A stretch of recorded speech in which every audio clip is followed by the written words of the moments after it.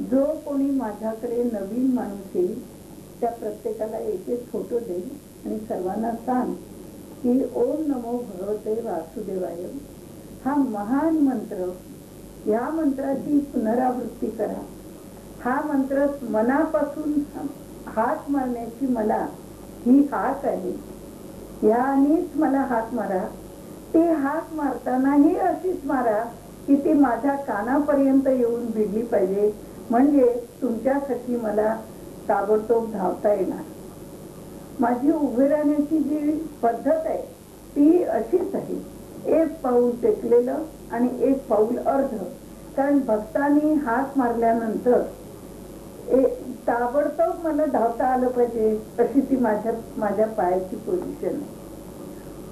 आणि त्यानंतरचे अनुभव असेल, जे कोण नवीन लोक येऊन गेले आणि न करता परत आले, 5 पांढरी फुलं, 5 अख्खे तांदूळ आणि ही घालत नसता जे कोणी 15 दिवसांनी परत आलं, जे तरी ती व्यक्ती पाहिल्याबरोबरच कृष्णाने सांगितलं ह्याच्याशी मला बोलता येणार नाही, आणि माझी अध्यात्मशक्ती फुकट घालवली. आणि या अवधीमध्ये बऱ्याच लोकांचा अगदी सुशिक्षित असे वाटणारे, आता वाटणारे का म्हणते तर दिसायला सुशिक्षित, पण अगदी साफ उभं राहून खोटं बोलणारे की मी ते करतो, तरी पण मी सांगते की नाही, उत्तर येत नाही आणि तुम्ही ते केलं नाही असं श्रीकृष्ण सांगतो. आणि एवढं बोलल्यानंतर 3-3दा मग कबूल करणार की मी केलेलं नाही, तुम्हाला उत्तर येणार नाही. म्हणजे श्रीकृष्णांना असं वाटतं अध्यात्मशक्ती बिलकुल फुकट घालवायची नाही, ती मला भारतासाठीच वापरायला पाहिजे. म्हणून भारतासाठी, यंग जनरेशनसाठी आणि माझ्या सर्व कृष्ण भक्तांसाठी, माझे सर्व कृष्ण भक्त यांना तू ओळखत नाही, पण मी माझ्या भक्तांना ओळखतो आणि ते मला ओळखतात. म्हणून त्यांनी ज्या ज्या वेळेला मला मनापासून हात मारतील, ते ज्या ज्या वेळेला मला मनापासून हात मारतील त्या त्या वेळेला मला तिथे धावता आलं पाहिजे, याच्यासाठी रात्रंदिवस ध्यान कर, असा श्रीकृष्णाचा 2001 सालचा आदेश होता. त्याप्रमाणे गेले 6 महिने गेले आणि 21 जून नंतर 22 ते 20 तारखेला कृष्णाने सांगितलं आता मग मी विश्व कार्यासाठी तयार झाले. मी आता एकटा कोणाचाही राहिलो नाही आणि एकटा कोणी माझा राहिला नाही. हे कार्य करण्यासाठी तुझी तयारी आहे का नाही? हे करताना साधं काम नाही, त्यावेळेला निखाऱ्यावरून तुला चालावं लागणार. कृष्णा, तेव्हा मी कृष्णाला म्हटलं अरे कृष्णा, तुला ते नक्की माहितीये मी चालणार, म्हणूनच तू मला विचारतो. मी चालणार नसते तर तुम्हाला विचारलंही नसते. आणि विश्व माझं आणि मी विश्वाचा, ही भावना डोळ्यासमोर सतत ठेवून विश्वकार्य करायला तयार हो. आणि हे विश्वकार्य करण्यासाठी मला सर्वप्रथम गणपती पुण्याला जाऊन 1 दिवस ध्यान करावे. भगवान श्रीकृष्णाचा आदेश म्हणजे श्रीकृष्णाने अगोदरच केलेली तयारी असते. तसंच घडलं. डोंबिवलीहून भूषण पै आले आणि ते म्हणाले कृष्णा, तू मला कधीतरी एकदा लांबची सेवा देणार होतात ना, ती कधी देणार? कृष्णाने ताबडतोब सांगितलं आताच देणार. मला गणपतीपुळ्याला घेऊन जायचं काम करतो. आणि भूषण पै, त्यांची बायको, अभिषेक हॉटेलचे मालक आणि प्रकाश कोराळकर आणि त्यांची बायको शिल्पा कोराळकर आणि मी, असे आम्ही 5 जण त्या ठिकाणी जायला निघालो. तिथे जाऊन त्या ठिकाणचा अनुभव असा, 24 तारखेला पहाटे श्रीकृष्ण म्हणाला मी गणपतीपुळ्याला जाऊन गणपतीला सांगून ना. आणि गणपती म्हणाला योगेश्वरा, तू माझ्याकडे येतोयस का? मी तुझं अगदी स्वागत करतो. हे वाक्य झालं आणि आम्ही जेव्हा गणपतीपुळ्यात गेलो त्यावेळेला भटजी धावत बाहेर आले.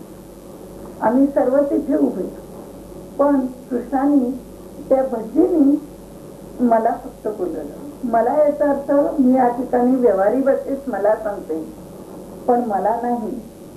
श्रीकृष्णाचं त्यांना जे काय अस्तित्व दिसलं असेल त्यांनी बोलवलं. आणि हे अस्तित्व म्हणजे मी तो सगळ्या कृष्ण भक्तांचा मान असं समजते. त्याचं कारण कृष्ण भक्तामुळे कृष्णाची जागृती. कृष्ण नेहमीच सांगत असतो. म्हणून त्यांनी आत नेलं आणि सांगितलं, तुम्हाला इथे बसून किती वेळ ध्यान करायचं ते करा. गणपतीच्या पायाजवळ नेऊन बसवलं आणि तुमचं ध्यान झालं, मी देखील बाहेर जातो. म्हणून ते देवळाच्या बाहेर येऊन उभे राहिले. ध्यान बिन झाल्यानंतर कृष्णाने सांगितलं की गणपती म्हणतो तू ध्यान केलं ते पोचलं, आता मी माझ्या डोक्यावरचं पांढरं फूल हे तुला प्रसाद म्हणून देतो. त्या सेकंदाला भटजी बाहेर धावत आले आणि ते पांढरं फूल काढून माझ्या हातावर दिलं.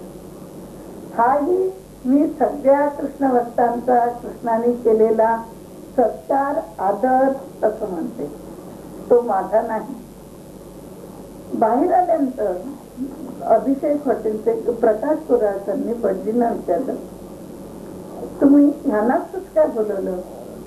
त्या भटजींनी दिलेलं उत्तर, आमच्याकडे दररोज 2 तास स्वामींची प्रार्थना चालते आणि त्यामुळे मला जाणवलं हे काही वेगळं काम आहे. आणि झालं, तो विषय संपला. त्यांनी प्रसाद दिवसात दिला. आम्ही अभिषेक हॉटेलमध्ये जर जातो तर ते 3 मजली हॉटेल श्रीकृष्णाचे एक भक्त म्हणजे मिसेस पंचळकर त्या ठिकाणी 1 वर्ष तिथे पोचल्या. त्या मुलांना सर्वांना त्यांनी मार्गदर्शन केलं आणि 3 हॉटेलचे मजले अगदी यथासांग सजवलेले होते. पहिला मजला लाईटनी सजवलेला होता, दुसरा मजला हिरव्या पानांनी, नारळाच्या झावळ्यांनी, फुलांनी असं सजवलेलं होतं. आणि कृष्णाला ज्या खोलीमध्ये राहायला देणार होते ती खोली सजवलेलं अप्रतिम म्हणजे एक मोठा ओम काढला होता. संबंध हे केलेलं होतं, फुलांच्या माळांनी ते सजवलेलं होतं. आणि येण्याच्या आदल्या दिवशी कृष्णाने त्या कोपऱ्यात उभा राहिला आणि सांगितलं, तुझ्या या अभिषेक हॉटेल मधलं माझं ह्या ठिकाणी अस्तित्व आहे. आणि तिथे उभं राहून सांगितलं, ह्या ठिकाणी मी जागृत असणार. आणखी एक तिथला अनुभव होता की ज्यावेळेला गेलो त्यावेळेला प्रकाशच्या रूम मध्ये जेव्हा ध्यान करायला गेले त्यावेळेला कृष्णाला न विचारता प्रकाशनी 7 फोटो काढले. पहिलेही सर्व फोटो काढणारा प्रकाशच, नंतरही 7 फोटो काढणारा प्रकाशच, पण कृष्णाला न विचारता काढलेला एकही फोटो आला नाही. तेव्हा प्रकाश म्हणाला, कृष्णा असं कसं झालं? तोच कॅमेरा, फोटो काढणाराही मी. तर म्हणाले, त्याचं कारण आहे, मी फोटोत आलो नाही असं नाही, तर असं गुप्त तुझ्या याच्यामध्ये अस्तित्व माझं आहे हे लक्षात ठेव. म्हणजे माझं अस्तित्व आहे पण कळत ना कळत हे असं, म्हणून फोटो नाही. त्यानंतर दुर्गा परमेश्वरी मंदिरामध्ये जाऊन ध्यान कर असा आदेश झाला. आता दुर्गा परमेश्वरी मंदिरात जाऊन ध्यान कर हा आदेश झाल्यानंतर दुर्गा परमेश्वरी मंदिराचा ताबा की तिथे कोण आहे काय काही कल्पना नाही. पण कृष्णा आधी योजना करतो म्हणजे त्याचं हे आमचे कृष्ण भक्त दिनेश म्हणून आहे, त्यांचा फोन आला, ताई आपण कधीतरी दुर्गा परमेश्वरी मंदिरात जाऊया. कृष्णाने सांगितलं कधीतरी नाही चालणार, आत्ताच झालं पाहिजे. आणि म्हणून ती तारीख 20, 21, 22 ही ठरवली. 20 तारखेला दुर्गा परमेश्वरी मंदिरामध्ये 11 ते 12 ध्यान, त्यानंतर तिथे प्रसाद, चहा पाणी झालं, प्रसाद झाला. आणि त्या मंदिरातील एक सेवेकरी आले आणि म्हणाले, ताई तुम्हाला एक सांगू का, तुम्ही इथे आलात, छान झालं, तुमचं सगळं छान झालं, पण आम्हाला असं वाटतं तुम्ही 5:30 वाजेपर्यंत इथे ध्यान करा. आणि माझी ध्यानाची वेळ 2 ते 5:30. कृष्ण ताबडतोब तयार झाला. 2 ते 5:30 तिथे ध्यान करतो. मग त्यांनी रूम दिली उघडून. त्या रूम मध्ये आम्ही सर्वजण, दुसऱ्या रूम मध्ये, आणि या रूम मध्ये मी ध्यान केलं. बरोबर 5:30 उठून सांगितलं, आता मला थांबता येणार. मग रानडे म्हणून त्यांच्या बंगल्यावर गेलो. जणू काही लग्नघर झालेलं होतं. ठाणा इकडून तिकडून माणसं आलेली होती. आणि देशमुख म्हणून त्यांचे मित्र, त्यांनी एक बंगला बांधलाय.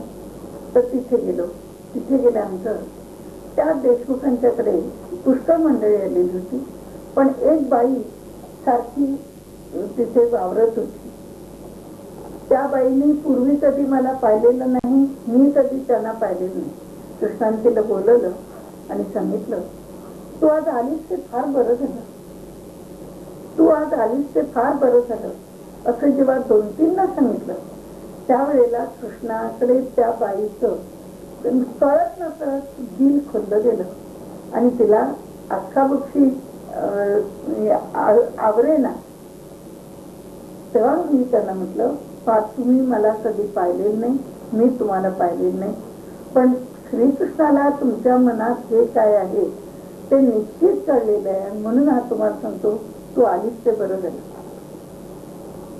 तेवढं सगळं झाल्यानंतर रात्री 10:30ला त्यांना वाटलं, कृष्ण एवढं मला परत परत सांगतो आणि मी त्याला काय, माझं जे काय ते सांगत नाही असं मला वाटतं. म्हणून त्या मला सांगायला आल्या की ताई, मला तुमच्याशी जर बोलायचं.